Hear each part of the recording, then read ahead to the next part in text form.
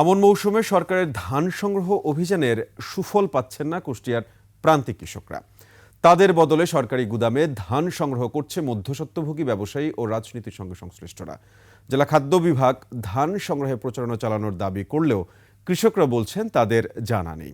কুষ্টিয়া প্রতিনিধি জহুরুল ইসলামের তথ্যচিত্রে desk report. চলতি মৌসুমে কুষ্টিয়ার ৬ উপজেলার কৃষকদের থেকে ৬,৭০০ টন ধান কেনার লক্ষ্যমাত্রা নির্ধারণ করা হয়েছে।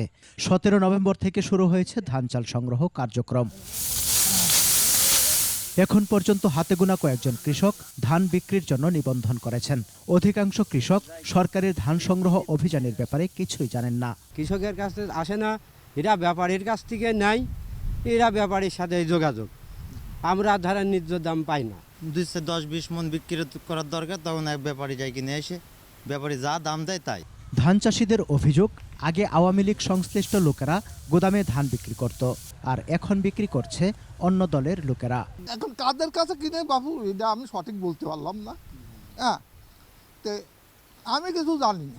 তবে কর্মকর্তারা বলছেন ধান সংগ্রহ অভিযানের প্রচারে ঘাটতি নেই। কুষ্টিয়ার চিকন ধানটা বেশি উৎপাদন হয় এবং তার বাজার মূল্যটা বেশি, এই জন্য কৃষক একটু অনীহা, মানে গোডাউনের মুখী হতে অনীহা, বাজারে বেশি দাম পায়।